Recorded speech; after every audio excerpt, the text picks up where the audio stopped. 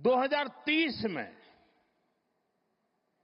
जब गुजरात के 75 वर्ष होंगे, मैं समझता हूं कि हमने अभी से 30 में होंगे ना, 35 में जब गुजरात के 75 वर्ष होंगे, हमने अभी से नेक्स्ट 10 ईयर का पहले एक प्लान बनाना चाहिए कि जब गुजरात के 75 होंगे तब गुजरात यहां पहुंचेगा। उद्योग में यहां होगा, खेती में यहां होगा, शिक्षा में यहां होगा, खेलकूद में यहां होगा। हमें एक संकल्प ले लेना चाहिए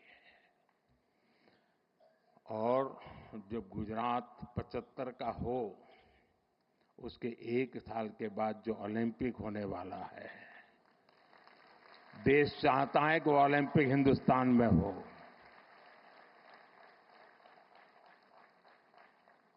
और इसलिए साथियों, जिस प्रकार से हमारा ये एक लक्ष्य है कि हम जब गुजरात के 75 साल हो जाए, और आप देखिए जब गुजरात बना उस समय के अखबार निकाल दीजिए, उस समय की चर्चाएं निकालिए।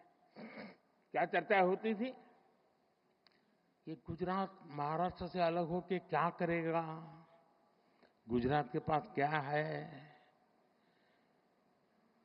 समंदर है, खारा पाट है, इधर रेगिस्तान है, उधर पाकिस्तान है, क्या करेगा, गुजरात के पास कोई मिनरल्स नहीं, गुजरात कैसे प्रगति करेगा। ये ट्रेडर हैं सारे, इधर से माल लेते हैं, उधर बेचते हैं, बीच में दलाली से रोजी रोटी कमा करके गुजारा करते, क्या करेंगे, ऐसी चर्चा थी। वही गुजरात जिसके पास एक जमाने में नमक से ऊपर कुछ नहीं था, आज दुनिया को हीरे के लिए गुजरात जाना जाता है।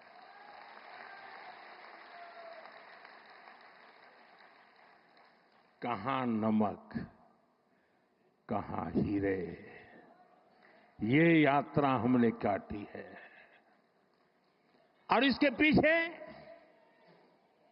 सुविचारित रूप से प्रयास हुआ है,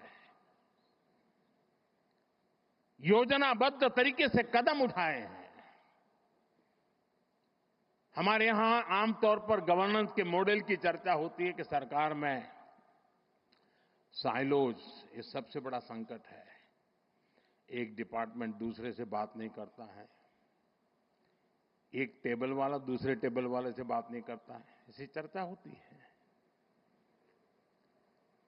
कुछ मात्रा में सही भी होगा, लेकिन उसका कोई सॉल्यूशन है क्या?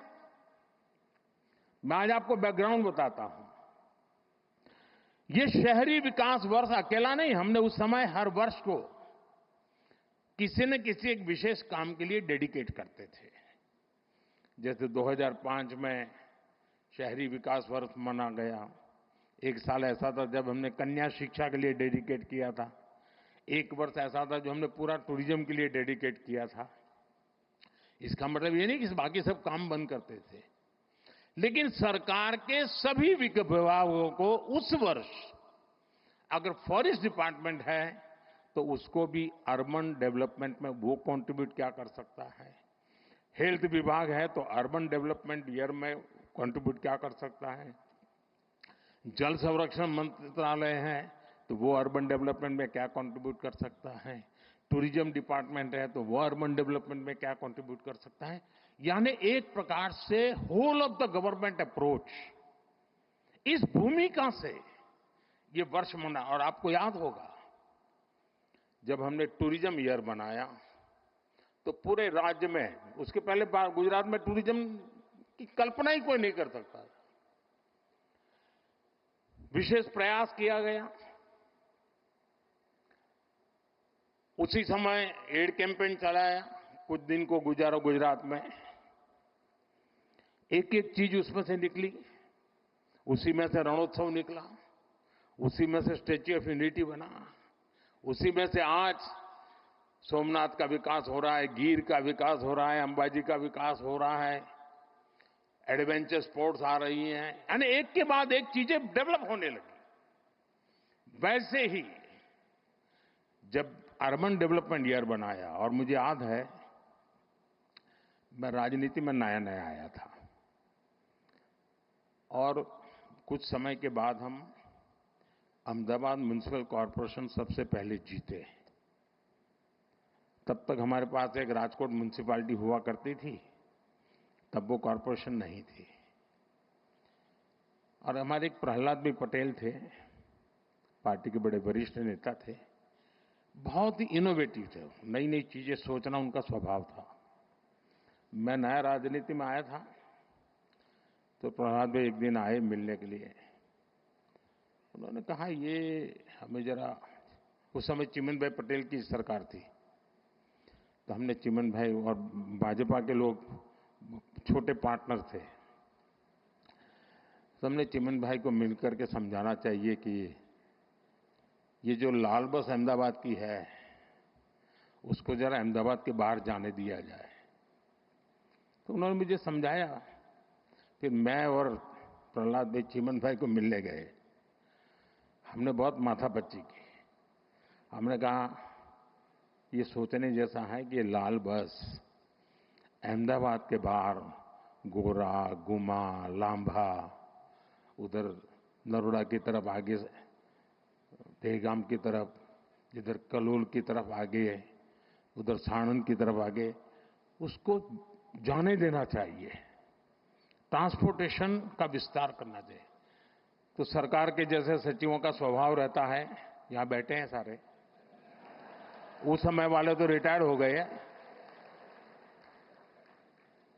एक बार एक कांग्रेसी नेता को पूछा गया था कि देश की समस्याओं का समाधान करना है तो 2 वाक्य में बताइए। कांग्रेस के एक नेता ने जवाब दिया था, वो मुझे आज भी अच्छा लगता है। ये कोई 40 साल पहले की बात है।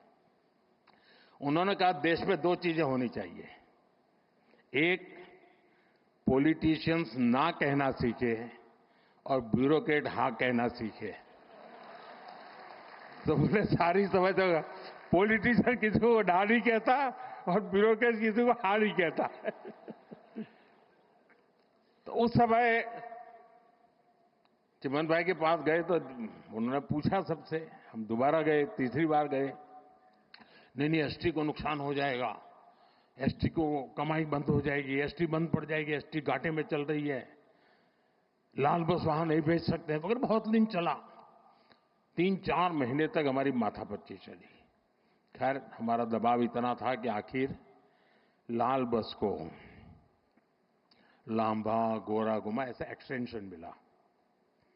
उसका परिणाम है कि अहमदाबाद का विस्तार तेजी से उधर साणंद की तरफ हुआ, इधर देहगाम की तरफ हुआ, उधर कलोल की तरफ हुआ, उधर अहमदाबाद की तरफ हुआ। तो अहमदाबाद पर जो प्रेशर एकदम तेजी से बढ़ने वाला था, उसमें स्टेजीज आए, बच गए। छोटी सी बात थी।